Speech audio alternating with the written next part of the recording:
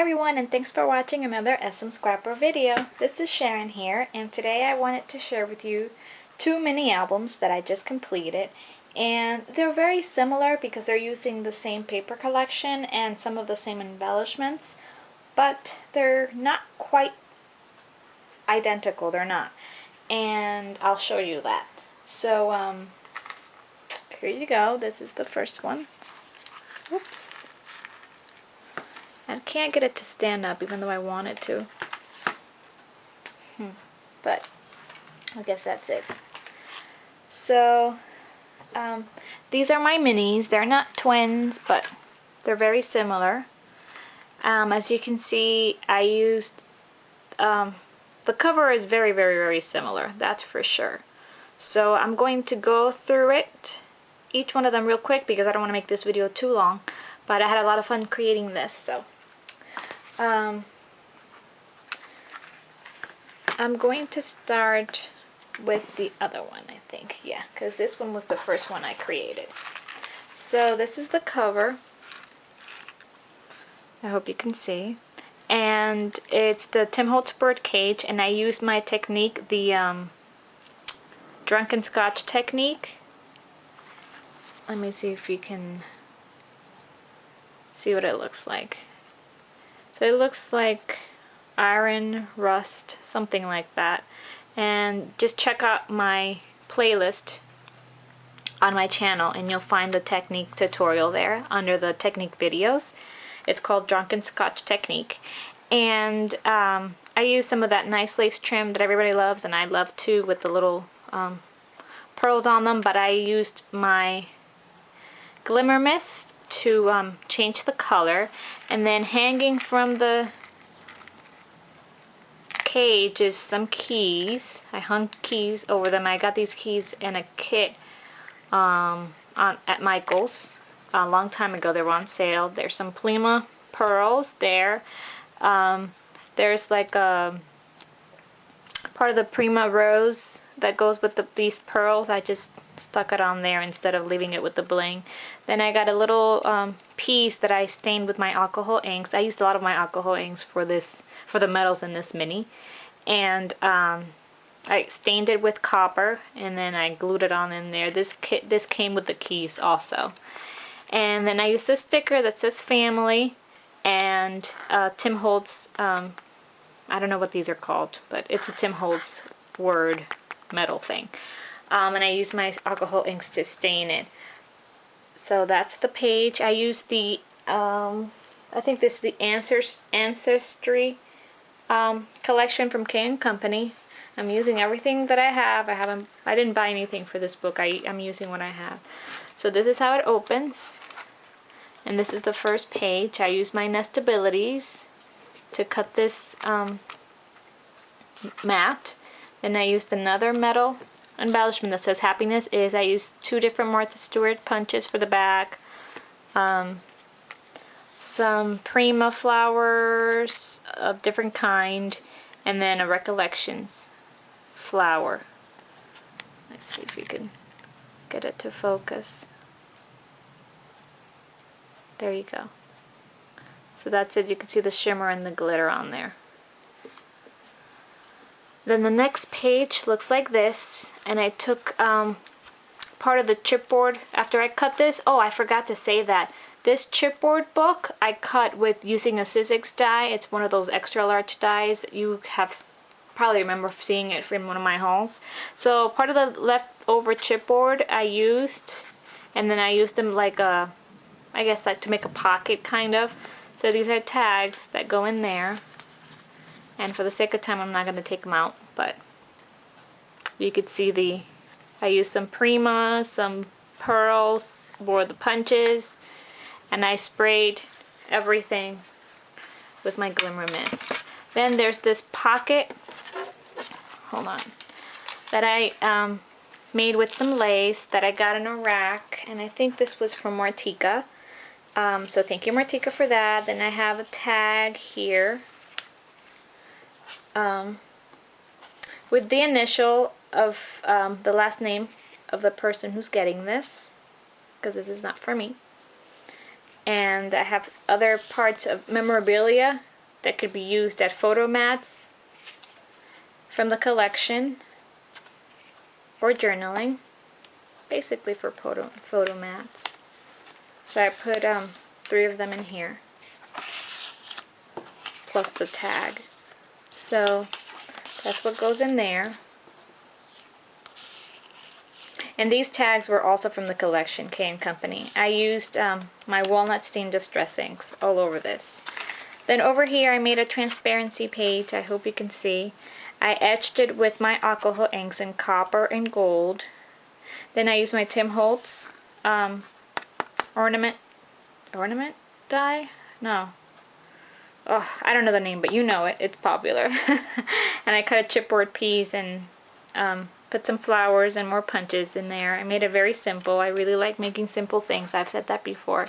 Sometimes I go a little overboard, but most of the time I like simple things. So since it's a transparency, there was paper in the back, so it transfers. You can see the same thing for a photo mat right here. Then more. Then this is the next page, and I made it a pocket page using Stampin' Up's 4-petal die, and I put a metal piece for making memories. I stained it with my alcohol inks. As I said before, I use my alcohol inks a lot. Put a ribbon in the back. It's a sheer ribbon that matches, and some Martha Stewart punches, and then a stick pin that I made. And then in here I have tons of little memorabilia things that could be used for journaling or for pictures. Let me stick that in there. So I have 3 of those. 3. Yeah. I'm not going to take them out because I don't want to spend too much time. I want to make a long video. Then the next page, there's another pocket here, and I made this pocket using Stampin' Up's scallop etch die. Then I have some memorabilia, more memorabilia stuff that can be used for journaling or photo mats. And then I made this photo mat particularly, and I used Lindy Stamp Gang, one of my favorites, Glitz Spritz, for it. And I think, yeah, I have it right here. It's the this one, the Desert Moon Gecko Green. That's one of my favorites. And I used the Stampin' Up, I think it's the Vintage Lace embossing folder for this. And I used, as you can see, I don't know if you could see, there's a transparency pocket. That's what this pocket is right here. And then on the top I glued the envelope that closes with ribbon, and inside there's another one of these mats that I made, and I used the Stampin' Up square, I forgot the name of it, but it's one of the Stampin' Up embossing folders, and I used some Rub and Buff on there and some more of the Glitz Spritz spray. And I also put in here more of the ephemera pieces from the collection for journaling in here. So I'm going to try to put it back in there, close it later. Then the last page, very simple. I put some lace down here, another one of those metal plates for making memories, and I used a Stampin' Up scallop punch to make this with the eye is a little pearl. And this I made myself. I don't know, I figured out how to make it. I used some what do you call it? Velcro. And I made these for photos and for journaling. So that is the end of it. Then in the back is just my stamp. So that is that first mini. Very pretty. I really liked how it came out. And I used some tulle and some organza for the binding, and a regular binding ring and extra large eyelets. So this next mini is practically the same kind of thing because I used the same collection and the same theme almost, except the variations in each page. For example, here instead of keys I put some of the Maya Road dangling gems. I used those making memory pins to put that on there. I used the same trim, same bling, same accents, but then I used, instead of the sticker that I used here, I used more of the Making Memories plates, and I stained them with my alcohol inks to match. Same thing here, similar pages, except here I put another metal plate that this book doesn't have. Very similar. I used the same kind of flowers to make it look almost the same. And another pocket here. Again, these just come out. There's two tags in there. And then the same here. A tag with the person's last name. Here, transparency again, but this time I added some, I don't know if you could see it around there, what's it called, diamond dust around the edges. Same thing here, it just goes through the other side. Same pocket over here, except this is very different from the other one. The other one has a plate, if you remember. It has a plate right in there. Well, this one has a sticker that says remember, and then some cardstock and some more of the flowers that I used in the other page. Let's see if you could see it focusing. There. See, it's like a glossy sticker. And then the pin that I made, the same pieces of the ephemera. Here, same thing. It's an acetate pocket surrounded by diamond dust all over here. Then the pocket from Stampin' Up. More stuff in here, the same photo mats.